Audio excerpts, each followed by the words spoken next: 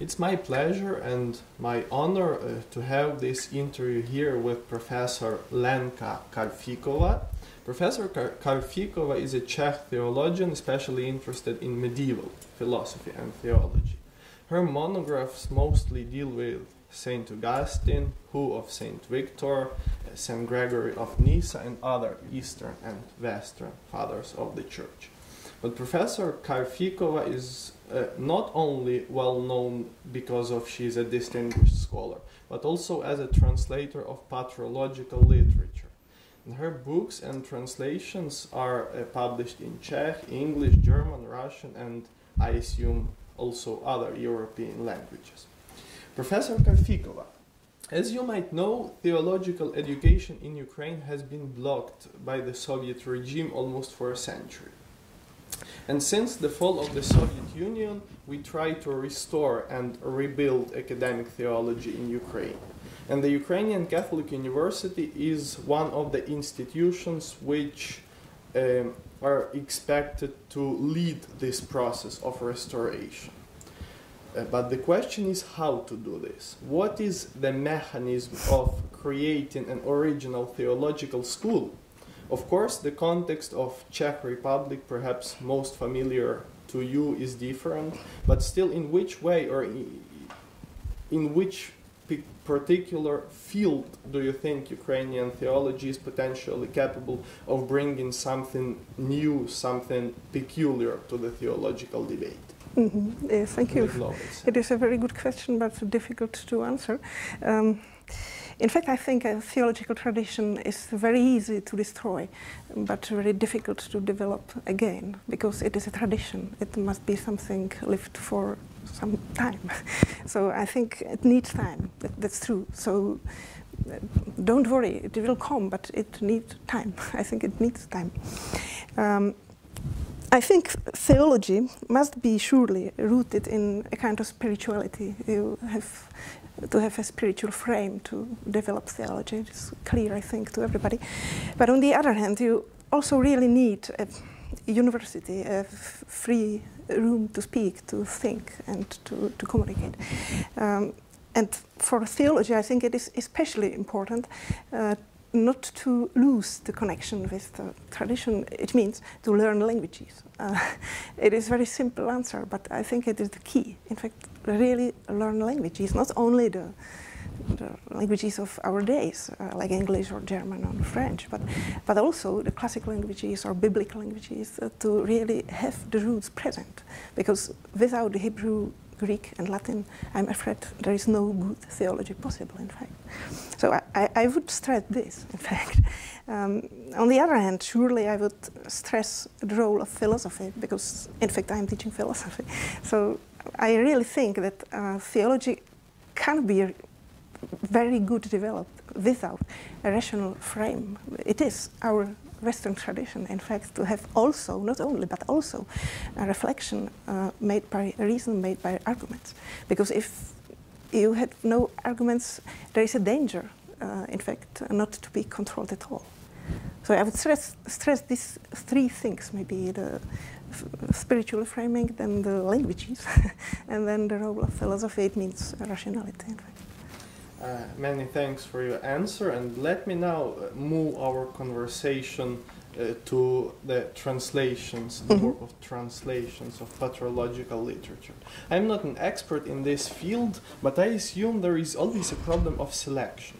What I mean, basically it's not possible to translate everything. There is a huge array of valuable and potentially translatable literature, but we have to choose. And my next question is how to choose.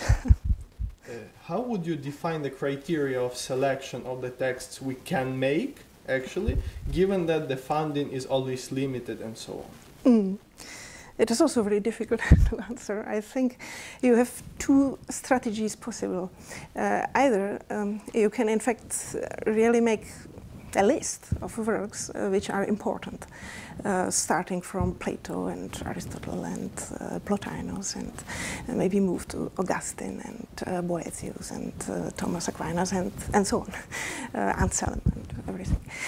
On the other hand, I think it is very important that you have translators who are really interested in the thing they are doing. So you have to respect the interests of people who will translate for you, or you must have a sense or sensibility of what is really something. It could be really interesting, really something for people who are translating. Because I think the living tradition, something which is really alive of our cultural community, is based in this, in fact, in your personal interest in something.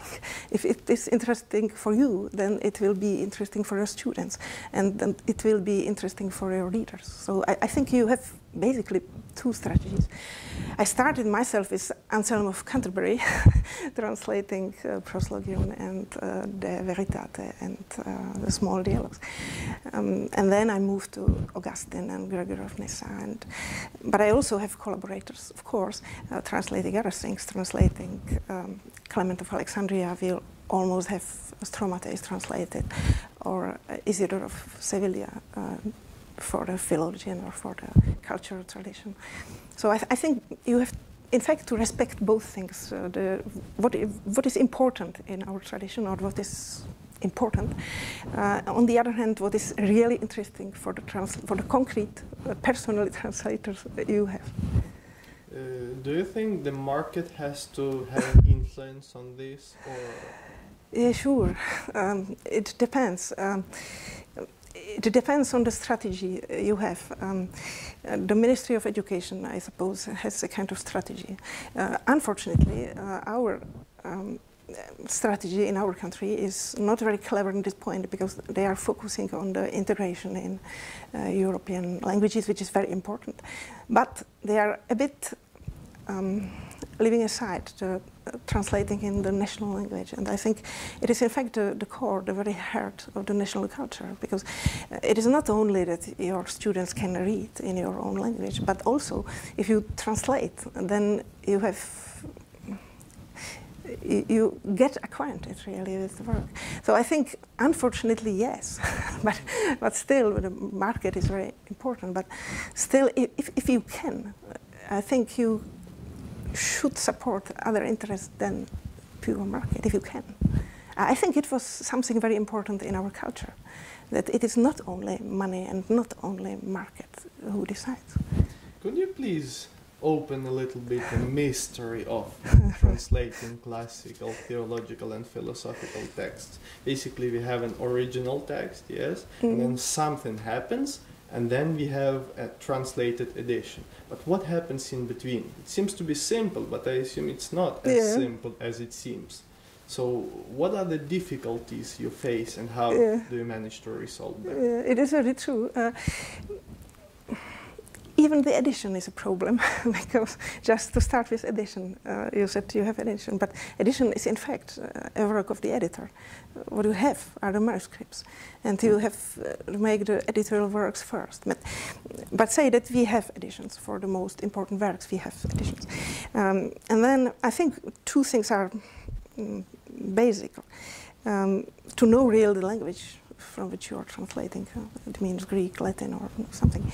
On the other hand, you must really love your own language, the language into you are translating, because if not, it will be a mechanical translation. I would really stress that you must love the thing you do, because if not, it doesn't bring a lot, in fact, finally.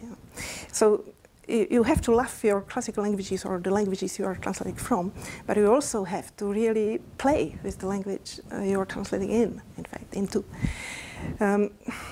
We have difficulties in our language, Czech language. We have not, unfortunately, we have not a very rich tradition of translating from patristic authors, and even terminology is not very clear. You have to make some decision how to translate terminology, such as ousia, such as energeia, and so on. On the other hand, not everything must be translated terminologically. There are phrases, there are things which must be translated in a natural way, and you have to decide. I think it is, in fact, the very métier of translator to decide where you have a terminological text before your eyes and where you have to say it nicely. Basically, there are two options. In fact, either we look for exactly clear translation, or we look for the best language in which we translate. Yeah, possibly both. Possibly, but it is impossible. And so what is the priority? Yeah, I think you have to decide according to the text, because you have texts which are really terminologically fixed, in fact, and then you must to be loyal to your author. But on the other hand, you have the rhetorical text, you have literary text or things like this, and there I think it is most important to really to translate it in a beautiful way, in a nice way. I think you have to decide. My final question concerns more current situation in Ukraine, where we are, and I don't want to ask you directly about your geopolitical opinion or orientation, but what do you think of all this as a theologian? What might be a kind of theological reading of the movement of Maidan and its consequences, from your perspective, of course? Oh, thank you for this question. I would say we have nothing to say. We just have to thank you, because it was a great witness for us to see so many people who are ready to fight for freedom and for this free room of democracy and open debate and our Western culture. And it was the slogan, but it is true. It is also for our freedom. In fact, it is true. What I can say, maybe, I'm ashamed that our politicians are not very clear in supporting Ukraine. Please do not think that it is the popular meaning, that all of us are like this. In fact, the solidarity with Ukrainian people is very big. In fact, I think it is very deep. I can tell you that our students at the Philosophical and Theological Faculty in Prague, of Charles University in Prague, organized a kind of memorial of victims of Maidan. And there, every name, or almost every name of the victims were read. And it was really emotionally very, very strong. Also, if I remember well, there was also a teacher of university, Bogdan Soljanchik, if I remember well, and another young man from Lvov, from another university. I think his name was Ihor, who worked with Wikipedia and so on. And I saw also the condolence from him in the Wikipedia. So we followed really the things. We were involved really, because in fact, I think it will be perhaps my final phrase. I think the people of Central and Eastern Europe, we should keep together, because we have a common or very similar history, and we also have similar or maybe common hopes and fears for future. So let us keep together, really. Thank you very much, Professor, for this good conversation, and I wish you to spend a good time here in a good conference, and I hope we will collaborate together in the future and arrange a good networking between our universities and our countries. Thank you very much. Thank you.